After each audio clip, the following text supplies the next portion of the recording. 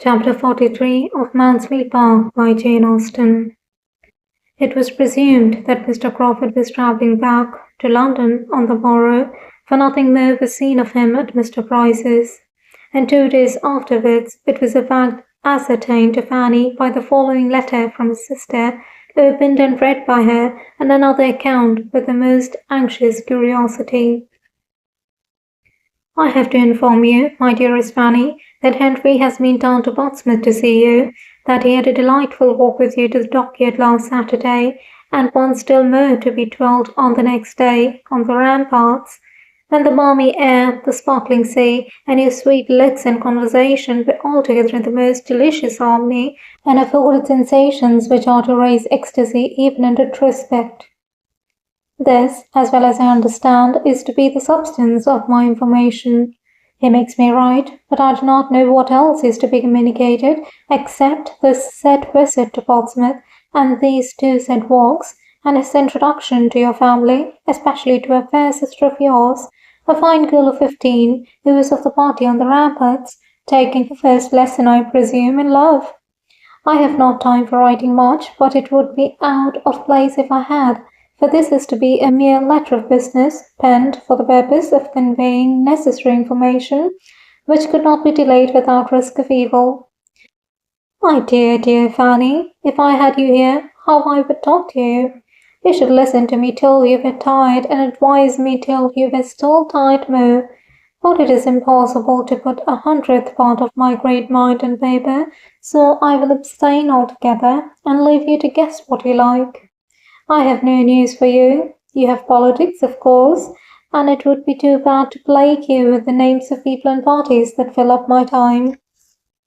I ought to have sent you an account of your cousin's first party, but I was lazy, and now it is too long ago. Suffice it that everything was just as it ought to be, in a style that any of her connections must have been gratified to witness, and that her own dress and manners did her the greatest credit.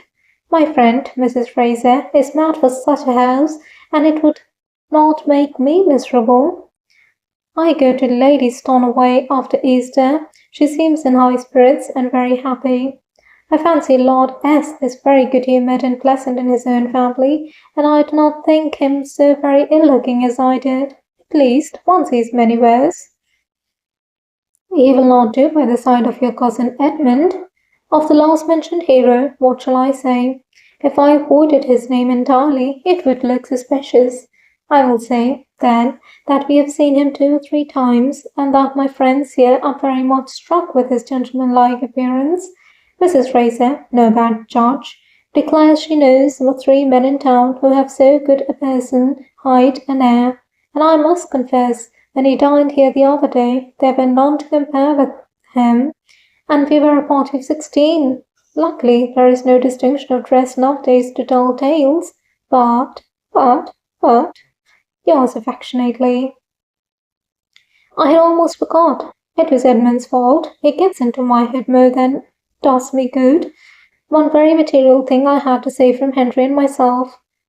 I mean about our taking you back into Northamptonshire. My dear little creature, do not stay at Portsmouth to lose your pretty legs. Those wild sea breezes are the ruin of beauty and health. My poor aunt always felt affected if within 10 miles of the sea, which the Admiral of course never believed, but I knew it was so. I am at your service, and Henry's at an hour's notice. I should like the scheme, and we would make a little circuit and show you Everingham in our way, and perhaps you would not mind passing through London and seeing the inside of St. George's, Hanover Square. Only keep your cousin Edmund from me at such a time. I should not like to be tempted. What a long letter! 1 word more. Henry, I find, has some idea of going into Norfolk again upon some business that you approve, but this cannot possibly be permitted before the middle of next week. That is, he cannot anyhow be spared till after the 14th, for we have a party that evening. The value of a man like Henry on such an occasion is what you can have no conception of, so you must take it upon my word to be inestimable. He will see the Rushworths, which own I am not sorry for, having a little curiosity, and so I think has he, though he will not acknowledge it. This was a letter to be run through eagerly, to be read deliberately, to supply matter for much reflection, and to leave everything in greater suspense than ever. The only certainty to be drawn from it was that nothing decisive had yet taken place. Edmund had not yet spoken. How Miss Crawford really felt, how she meant to act, or might act without or against her meaning, whether his importance to her were quite what it had been before the last separation, whether, if lessened, it were likely to lessen more, or to recover itself, were subjects for endless conjecture, and to be thought of on that day and many days to come, without producing any conclusion. The idea that returned the oftenest was that Miss Crawford, after proving herself cold and staggered by a return to London habits, would yet prove herself in the end too much attached to him to give him up. She would try to be more ambitious than her heart would allow. She would hesitate, she would tease, she would condition, she would require a great deal, but she would finally accept. This was Fanny's most frequent expectation, a house in town, that, she thought, must be impossible. Yet there was no saying that Miss Crawford might not ask. The prospect for her cousin grew worse and worse. The women who could speak of him, and speak only of his appearance, what an unworthy attachment! To be deriving support from the commendations of Mrs. Fraser, she, who had known him intimately half a year. Fanny was ashamed of her. Those parts of the letter which related only to Mr. Crawford and herself touched her, in comparison, slightly. Whether Mr. Crawford went into Norfolk before or after the 14th was certainly no concern of hers, though everything considered, she thought he would go without delay. That Miss Crawford should enter there to secure a meeting between him and Mrs. Rushworth was all in her best line of conduct, and grossly unkind and ill-judged, but she hoped he would not be actuated by any such degrading curiosity. He acknowledged no such inducement, and his sister ought to have given him credit for better feelings than her own. She was yet more impatient for another letter from town after receiving this than she had been before, and for a few days was so unsettled by it altogether, by what had come and what might come, that her usual readings and conversation with Susan were much suspended. She could not command her attention as she wished. If Mr. Crawford remembered her message to her cousin, she thought it very likely, most likely, that he would write to her at all events. It would be most consistent with his usual kindness, until she got rid of this idea, till it gradually wore off, by no letters appearing in the course of 3 or 4 days more. She was in a most restless, anxious state. At length, as something like composure succeeded. Suspense must be submitted to, and must not be allowed to wear her out and make her useless.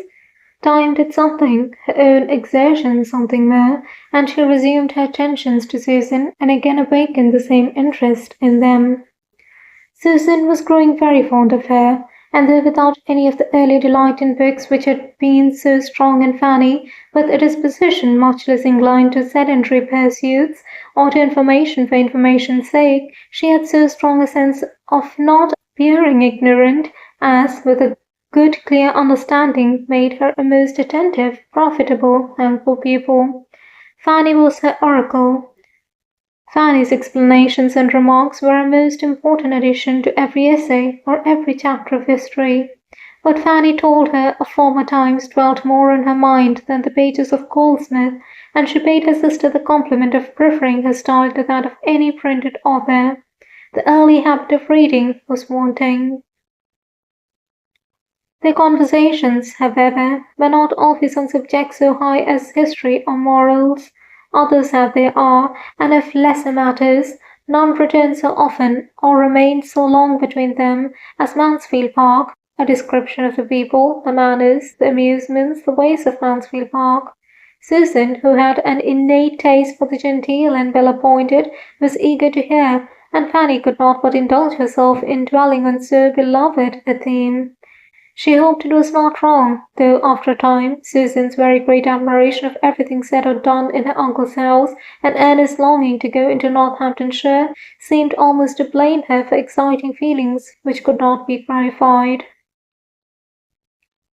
For Susan was very little better fitted for home than her elder sister, and as Fanny grew thoroughly to understand this, she began to feel that when her own release from Portsmouth came, her happiness would have a material drawback in leaving Susan behind. That a girl so capable of being made everything good should be left in such hands distressed her more and more. Were she likely to have a home to invite her to, what a blessing it would be! And had it been possible for her to return Mr. Crawford's regard, the probability of his being very far from objecting to such a measure would have been the greatest increase of all her own comforts. She thought he was really good-tempered, and could fancy his entering into a plan of that sort most pleasantly. End of chapter 43.